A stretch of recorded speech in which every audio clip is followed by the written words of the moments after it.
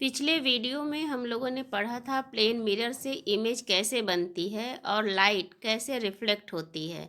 और इस वीडियो में हम स्फेरिकल मिरर के बारे में पढ़ेंगे। स्फेरिकल मिरर को समझने के लिए आप एक स्फेयर को इमेजिन कीजिए और उस स्फेयर को किसी भी साइड से कहीं से भी कट कर दीजिए। जब हम इसको कट करेंगे तो हमको स्फेयर का कुछ इस तरह का पार्ट मिलेगा। अगर हम इस साइड को पॉलिश कर दें, मीन्स सिल्वर की कोटिंग कर दें या कोई रिफ्लेक्टर लगा दें, तो ये कॉन्केव मिरर बन जाएगा और इसका ए साइड लाइट को रिफ्लेक्ट करेगा। कॉन्वेक्स मिरर में स्फीयर के अंदर वाले पार्ट में पॉलिश या रिफ्लेक्टर लगा होता है और इसका बाहर वाला सरफेस लाइट को रिफ्लेक्ट करता है। इस तरह के मिरर को कॉन्वेक्स मिरर कहते हैं। क्योंकि ये दोनों मिरर स्फेयर का पार्ट है, इसलिए इसको स्फेरिकल मिरर कहा जाता है। इसको याद करने का एक आसान तरीका है, कॉनकेव मीन्स केव, जिसमें गड्ढा हो उसको कॉनकेव मिरर कहते हैं और दूसरे को कॉन्वेक्स मिरर कहते हैं। आपने कहीं न कहीं स्फेरिकल मिरर को ज़रूर देखा होगा। सबसे अच्छा एग्जाम्पल जो हमारे घर में मौजूद है वह है स्पून और टॉर्च में लगा हुआ रिफ्लेक्टर। स्फेरिकल मिरर का यूज़ कार के रियर व्यू मिरर में होता है, जो कि पीछे से आने वाले गाड़ियों को देखने में हेल्प करता है। स्फेरिकल मिरर के इमेज फॉर्मेशन को पढ़ने से पहले हमें कुछ इम्पोर्टेंट टर्म को जानना होगा। रेडियस, किसी भी स्फेरिकल मिरर का रेडियस उस स्फेयर के रेडियस के इक्वल होता है जिस स्फेयर को काट कर उस मिरर को बनाया गया हो। इसको हम लोग रेडियस ऑफ कर्वेचर या सेंटर ऑफ कर्वेचर भी कहते हैं। पोल हमारे मिरर का मिड पॉइंट होता है। इस डायग्राम को ध्यान से देखिए। इसमें मिरर का मिड पॉइंट ये है, इसलिए इसको मिरर का पोल कहते हैं। प्रिंसिपल एक्सिस उस लाइन को कहते हैं जो सेंटर ऑफ कर्वेचर या रेडियस ऑफ कर्वेचर को मिरर के पोल से जोड़ दे। फोकस, जो भी रे प्रिंसिपल एक्सिस के पैरेलल मिरर पर गिरती है और रिफ्लेक्शन के बाद जिस पॉइंट पर कन्वर्ज होती है या ऐसा लगता है कि वे रिफ्लेक्शन के बाद उस पॉइंट पर कन्वर्ज हो रही है, उस पॉइंट को हम फोकस कहते हैं। इस मिरर को ध्यान से देखिए, ये कॉनकेव मिरर है। इस मिरर में रे जो कि प्रिंसिपल एक्सिस के पैरेलल है वो फोकस पर कन्वर्ज हो रही है और कॉन्वेक्स मिरर में ऐसा लग रहा है कि वे फोकस पर कन्वर्ज हो रही है, इसलिए इन दोनों पॉइंट को हम फोकस कहेंगे। किसी भी मिरर का फोकल लेंथ पोल से फोकस के डिस्टेंस के बराबर होता है। सेंटर ऑफ कर्वेचर और फोकस में एक मैथमेटिकल रिलेशन है। सेंटर ऑफ कर्वेचर लगभग फोकस का दुगना होता है। क्या आप जानते हैं एक प्लेन मिरर का फोकल लेंथ बहुत बहुत दूर होता है, या फिर हम ये कह सकते हैं कि इन्फिनिटी पर होता है।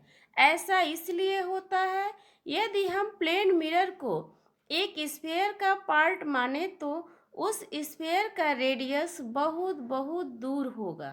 नॉर्मल, एक स्फेरिकल मिरर में अगर हम एक लाइन को सेंटर ऑफ कर्वेचर से क्रॉस करते हुए मिरर से जोड़ दें तो वो लाइन मिरर पर नॉर्मल होती है, मीन्स 90 डिग्री होती है। इस डायग्राम को ध्यान से देखिए। ये लाइन जो सेंटर ऑफ कर्वेचर से मिरर को जोड़ रही है ये 90 डिग्री पर है और ये रेडियस भी है, इसलिए इसको हम नॉर्मल कहते हैं। आसान भाषा में हर वह लाइन जो स्फेयर का रेडियस होता है वो मिरर पर 90 डिग्री बनाता है, इसलिए हर वह लाइन जो सेंटर ऑफ कर्वेचर से गुजरती है वह मिरर पर 90 डिग्री बनाती है, मीन्स नॉर्मल होती है। Rules for image formation. तो अब आप लोग स्फेरिकल मिरर में यूज़ होने वाले टर्म से फेमिलियर हो गए हैं, इसलिए अब हम लोग ये जानेंगे कि स्फेरिकल मिरर से इमेज कैसे बनता है। स्फेरिकल मिरर से इमेज बनाने के लिए हमें 3 रूल्स को ध्यान में रखना होगा। आइए एक एक करके उन्हें डिस्कस करते हैं।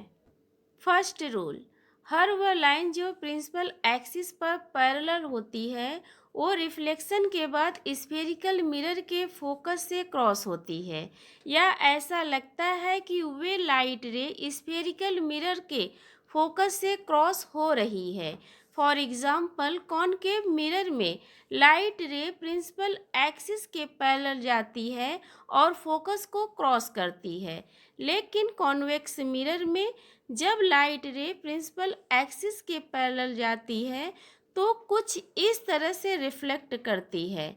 लेकिन अगर हम इस लाइन को थोड़ा पीछे इस तरह से बढ़ाएं तो हमें यह पता चलता है कि यह लाइन फोकस को क्रॉस कर रही है। तो इस कंडीशन में हमें ऐसा लगेगा कि यह लाइन फोकस को क्रॉस कर रही है। सेकेंड रूल, दूसरा वाला रूल पहले वाले रूल के अपोजिट है।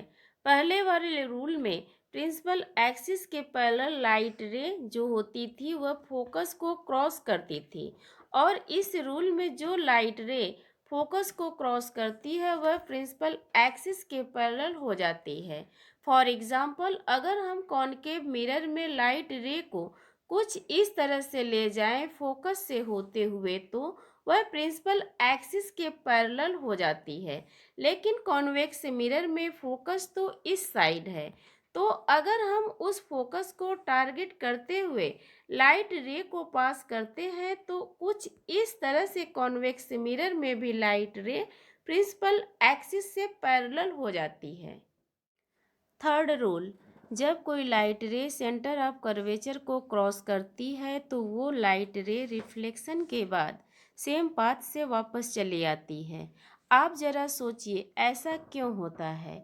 ऐसा इसलिए होता है क्योंकि हर वो लाइट रे जो सेंटर ऑफ कर्वेचर और स्फेरिकल मिरर पर पड़ती है वो मिरर पर परपेंडिकुलर होती है या नॉर्मल होती है, मीन्स 90 डिग्री पर होती है।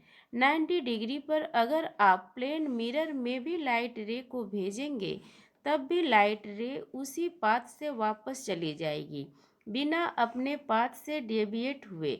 सेम कंडीशन यहाँ पर भी है, क्योंकि यहाँ पर एंगल ऑफ इंसिडेंस जीरो है तो एंगल ऑफ रिफ्लेक्शन भी जीरो होगा।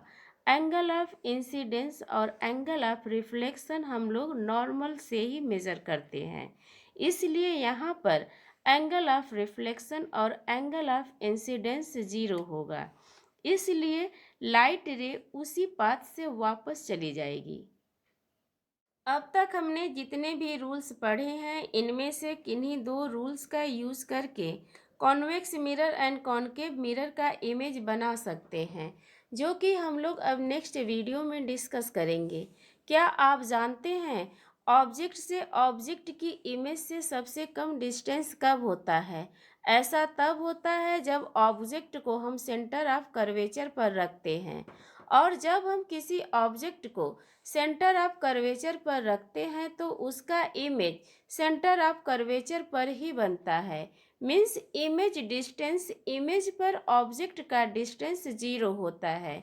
अभी ये आप लोगों को थोड़ा कम समझ में आ रहा होगा, लेकिन जब हम लोग इमेज फॉर्मेशन के बारे में पढ़ेंगे तब ये आप लोगों को और अच्छे से क्लियर हो जाएगा।